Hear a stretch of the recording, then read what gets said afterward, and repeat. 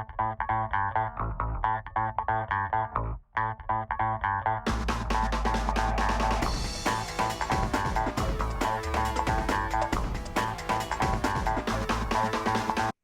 everybody, and welcome again to our second episode of 6 Degrees of Associations brought to you by Advanza. Lucas, good to see you again this week.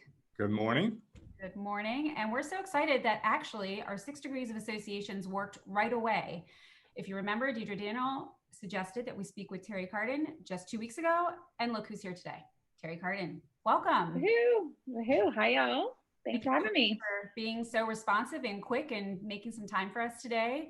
We're excited to kind of keep the conversation rolling. We did member engagement as our first topic, and we know that you've had a long career in association management with a bunch of really fun entrepreneurial things that you've been doing over the last few years that I'm excited to hear about, as well as a couple of events. Would you mind just introducing yourself and taking us through your career and what your ventures are now?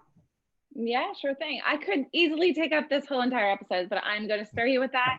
The down and dirty is that I'm Teri Carden, and I am the founder of, or co-founder of three companies right now. My baby is Review My MS. A lot of people know me as the founder of Review My MS, which is a site that allows any organization to go and spin up their, or excuse me, I'm getting my businesses mixed up.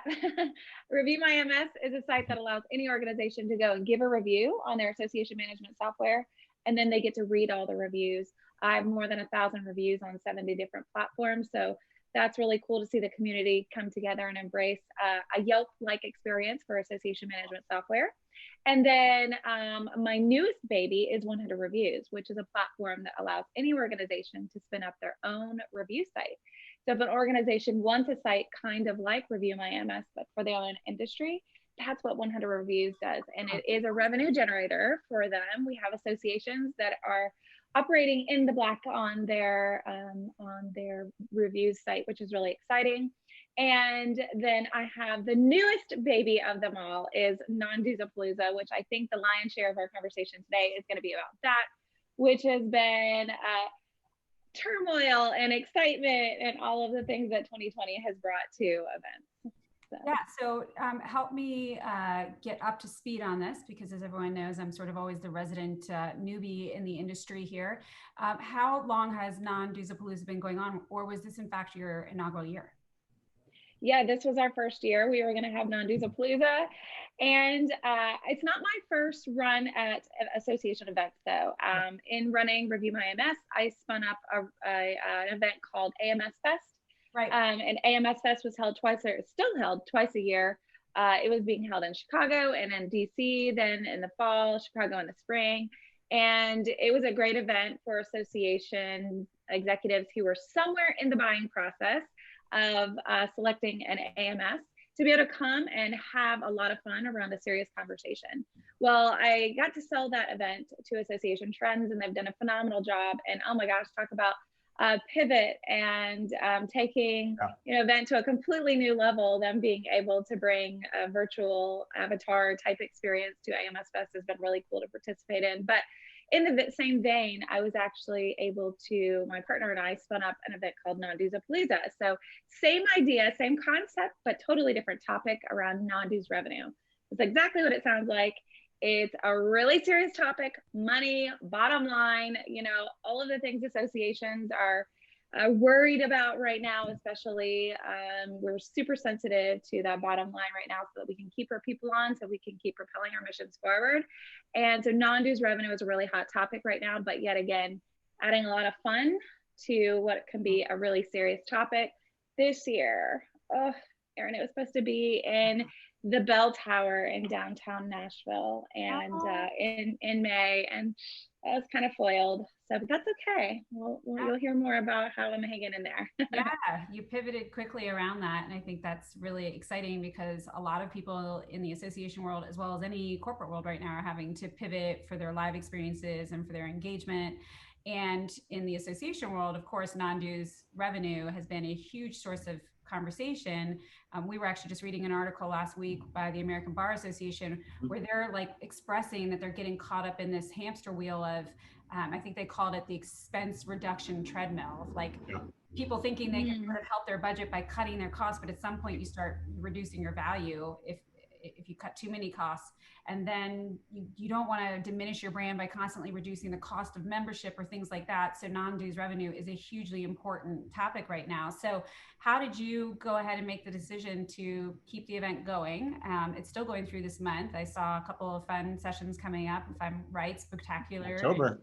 Yeah, October. Yes. Tell us a little bit about that decision. So Spectacular, which is happening October 29th, will be the third virtual event that I've had this year. So let's rewind back to March when I was actually standing at a condo at the beach. I know, don't feel too sorry for me, but there were tears in my eyes. Okay, it had nothing to do with being at the beach, just had everything to do with the situation. With COVID unfolding and it becoming quite inevitable and clear that the May Non-Dues-a-Palooza event, we're at 150 people convening in my city, Nashville, Tennessee, to again have a lot of fun around a serious topic, was breaking down. And so tears in my eyes. I had 12 sponsors at the time. And I said, I just got to tell these people, these people we can't do this year. And I don't know what I'm going to do. The venue is holding a ton of my money. And what are we going to do? Maybe we can just bump it to the fall. And so I picked up the phone, I sent an email, called my sponsors, had a webinar, not a webinar, it wasn't a webinar, it was just a meeting. It was just a hi guys meeting after I sent an email saying this event isn't going to happen in May. And not a single sponsor backed down. Every single sponsor said, Teri, we got you. This is a really important event at a really important time. And it was important before now, but now it's going to be even more important. And so this conversation has to continue. Let us help you figure out how we can do this year still. And I mean, you want to talk about taking tears to your eyes to full-blown boo-hoo, to see the people that are actually helping you build this thing for the first time are just really putting their money in their minds and their hearts where their mouth is, which is supporting the event. So we've actually been able to we held the first one was Non-Dues-a-Palooza Live, where we had 3 association executives actually collaborating during one topic. They were going to be our opening 3-noters. Okay, so we had the original idea was our opening 3 notes instead of a keynote. Yep. And it was going to be 10 minutes, 3 different basically keynote talking about 3 different topics. And I actually we were able to bring them in and do that through Matchbox Virtual in a virtual setting, and they were able to have that conversation. And then one-upping myself and the entire community self is a company called Workerbee TV. They actually stepped up and said, let's do on demand. So we can take all this awesome content that you're pulling together, Teri. You can actually put this in an on-demand portal. And I'm like, really? Okay, now we're pulling together resources for this community that we never would have had had we just had the in-person event. The second event, which is Virtual Bazaar, held in August. That was 2 days. Oh my gosh. the BeSpeak platform stepped up. I was live for 2 days. It's from my living room. Case studies, demos, full-blown sessions. It was so much fun. And coming up October 29th, like you guys mentioned, it's actually, we're going to have a costume party. And if you're lucky, I'll put on one of my masks here at the end. So you guys hang with me and I'll show you a spooky mask. It's such a good story, Teri. Like, I love the coming together of all of your sponsors. I think it's just such a testimony to you and what you've been doing with this event. And also the topic, non-dues, as we've said, is just so important to so many of our clients and our listeners and everything else. Can you pick out like maybe 2 or 3 things quickly and share that you learned from the event, like going through that process and talking about non-dues? Yeah, that running 3 virtual events in 1 year when it was supposed to be 1 in person makes you want to flip tables.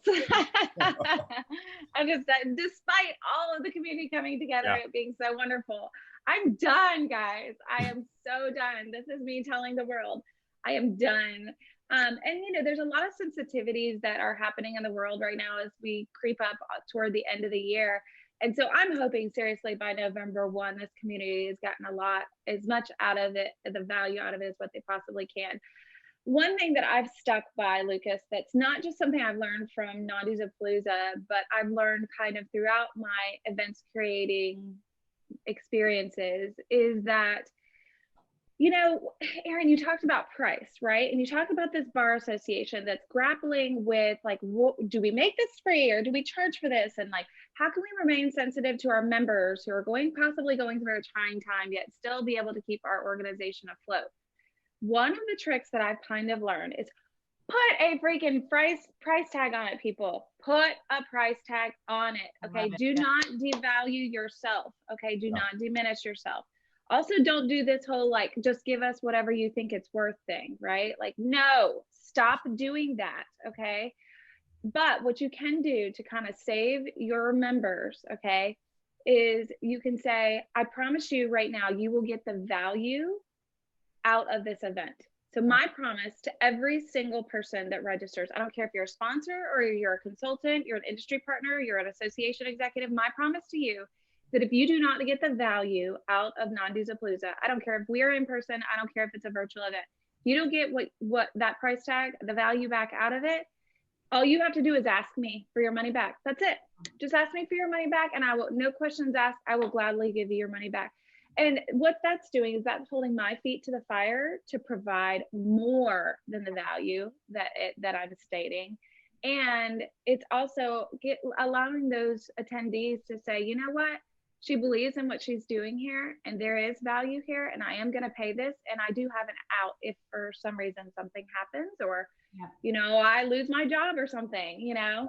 And the other cool thing that I've been able to do there around that is actually go to some of the sponsors and say, would you like, I've had association people come to me and say, I'm out of a job right now, you know, or we're, you know, our budgets are really trimmed. We have trimmed way down, you know, and we've had to let go of 2 people, you know, this kind of thing. Is there any way we can come to Non-Dues of Palooza?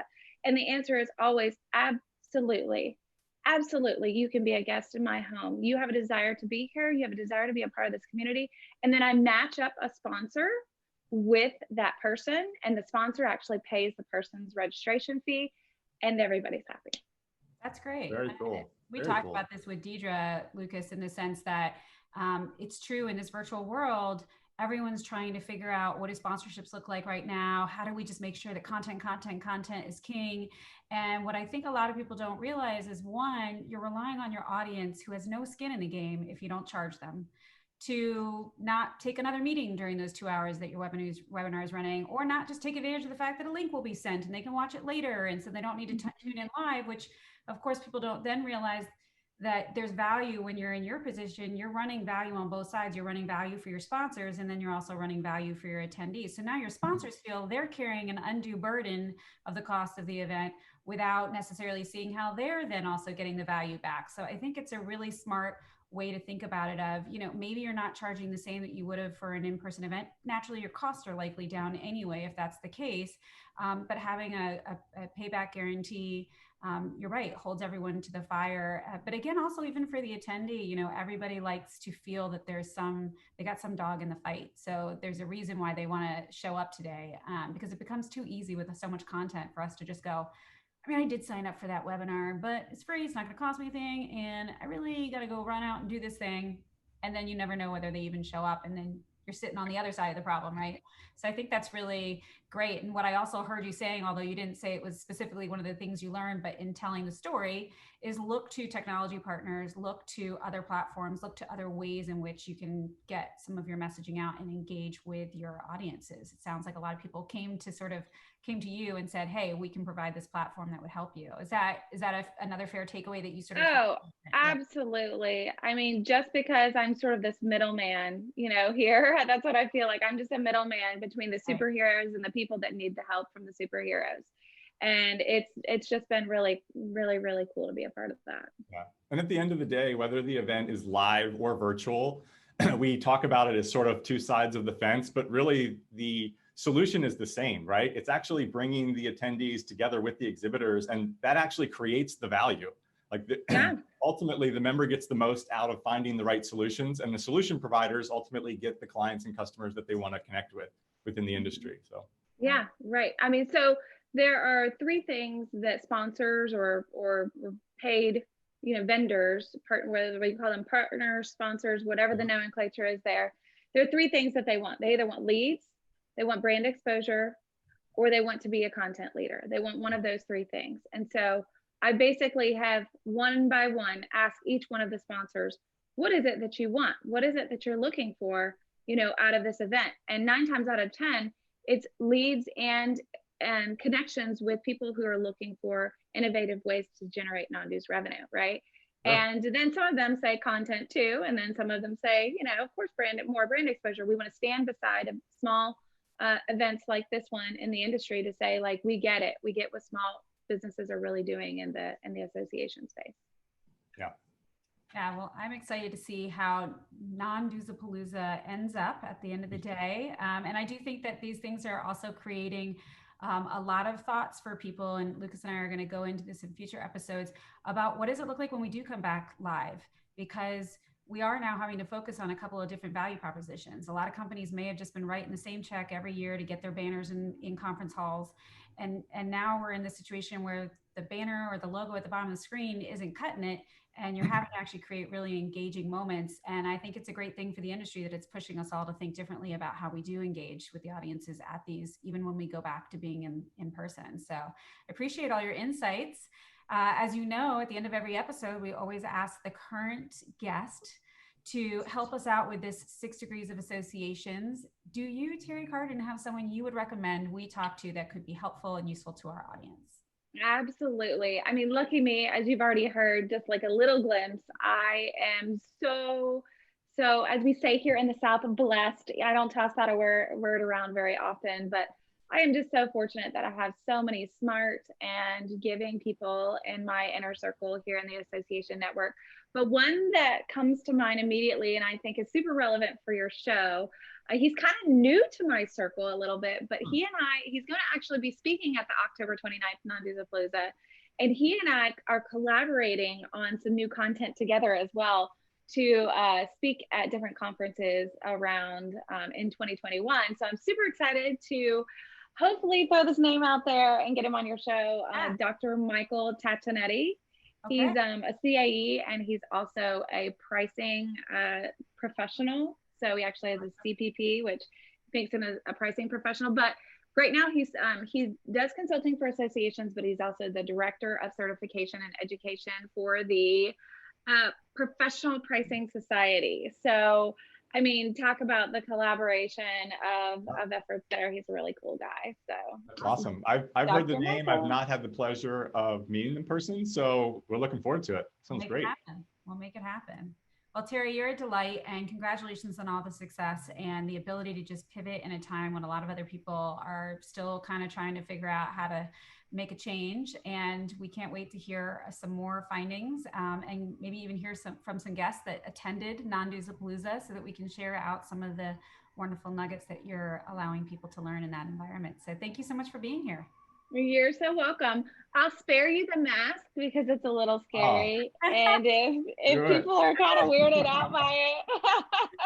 Yeah, luckily it's been a show for kids, but We'll have to show up later in October at the event to see it. Yeah. I've got a whole closet full of costumes to show off for that. So we're looking forward to it. Thanks so much for having me on. Y'all take care. Thanks, Teri. Thank you, Lucas, for being here